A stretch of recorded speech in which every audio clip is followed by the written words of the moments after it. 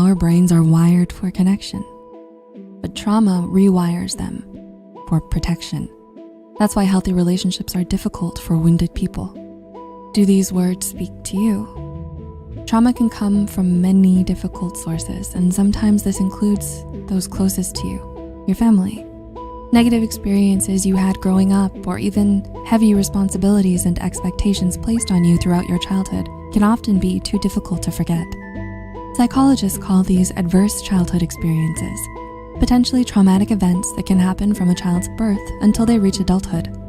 According to Centers for Disease and Prevention, these events are linked to chronic health problems, mental illnesses, and substance use problems in adolescence and adulthood. So even as you grow up and replace the family you were born into with the family you choose for yourself, it's still hard to let go of the trauma. It seems as if the ghosts of your past come alive and try to make it all about them once again. And even if you know in your heart that your partner is not the parent who hurt you, it may not help. What kinds of trauma can one experience through their lives, and how do these traumas impact their romantic relationships? Let's explore 4 types of trauma and their effects on your romantic life. Rejection trauma. Let's start with the trauma of being rejected. Rejection trauma is born in a home where we're made to feel like we don't matter. Try to think back into your childhood. Were you always pushed away? Do you feel like you're not worthy of your parents' time? If instead of love and warmth you felt rejected, you may have carried that feeling with you. And today, you might find yourself fearing rejection all over again. Only this time you may feel rejected by your romantic partner. A 2015 research paper published in Dialogues in Clinical Neuroscience examined emotions that occur when people perceive rejection in their relationships. According to researchers, rejection trauma could make you feel hurt, jealous, lonely, ashamed, guilty, socially anxious, and embarrassed. All of these emotions can later negatively impact your relationship and your self-esteem within that relationship. For example, psychotherapist Amy Morin said for Very Well Mind that people who went through rejection trauma may interpret rejection as proof that they are unacceptable in some way. If your partner is too busy to spend time with you or doesn't reply to your message right away, you may say to yourself, "Yep, I knew it, they don't care about me." Do you sometimes think like this in similar situations? The reality might be, and often is, completely different, but you still may perceive it as rejection and take it personally. Maybe you believe that you only matter if you're accepted by others, or you might struggle with constant fears and worries, expecting rejection to inevitably happen. Abandonment trauma. Hand in hand with rejection often comes abandonment. As children, we depend on our parents to feel safe and be safe. But in some cases, our parents make the world feel unstable and dangerous. Have you experienced some kind of neglect or abuse that made you feel unsafe at home? Maybe it was a lack of supervision, physical and narcissistic abuse, or staying hungry all the time because you weren't given anything to eat.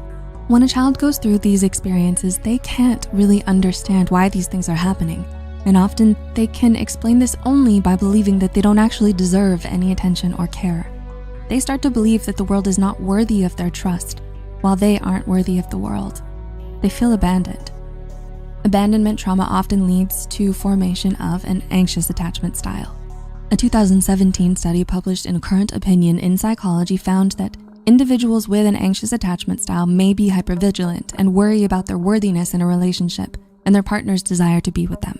And in some cases, severe trauma can even cause the development of personality disorders such as borderline personality disorder.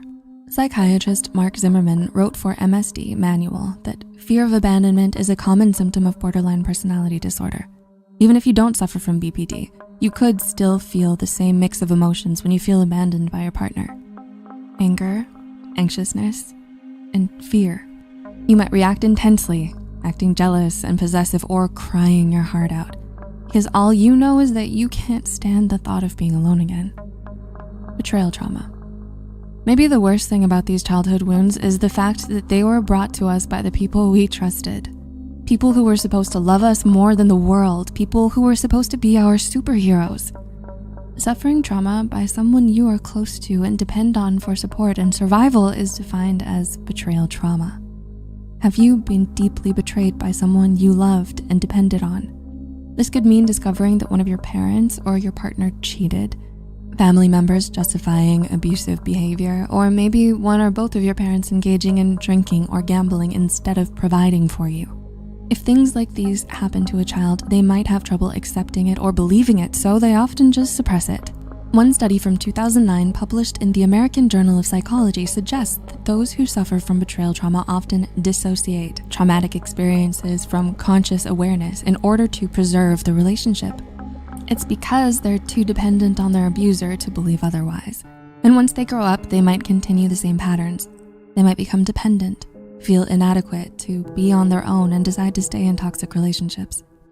They might be too afraid to leave, too afraid to be betrayed again, so they just put on a happy mask and suffer in silence. Humiliation trauma.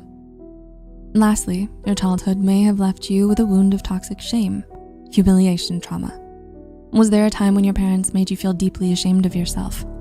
They might have laughed at you for changing body during puberty or mocked you for not getting the highest grade in school. In order to survive feeling ashamed and humiliated, you might have developed some coping mechanisms that you still use to this day. Dr. Linda Hartling said for modernintimacy.com that there are 3 strategies that you might use as a way of dealing with toxic shame from your childhood: moving away, moving toward, or moving against shame. Moving away from shame means isolating, keeping secrets, or withdrawing from your partner. Moving toward shame could show up as codependency or people-pleasing behavior, becoming what you think your partner wants you to be, even if it means losing your sense of self. And when you move against shame, you might try to fight those who shame you. Maybe you use passive aggression or insults to shame your partner before they get the chance to shame you. These strategies might help you cope, but they might be detrimental to your relationships in the long run. Do you feel like some of these trauma types describe you and your relationship patterns? Have you recognized some other childhood wounds that get in the way of a fulfilling love life? Unfortunately, sometimes we may unconsciously seek partners who imitate those who hurt us. Later on, this can lead to trauma bonds within a relationship. Are you stuck in a trauma bond? Take a look at this video and find out if it's a trauma bond or love. Don't forget, you matter. Thanks for watching. Until next time.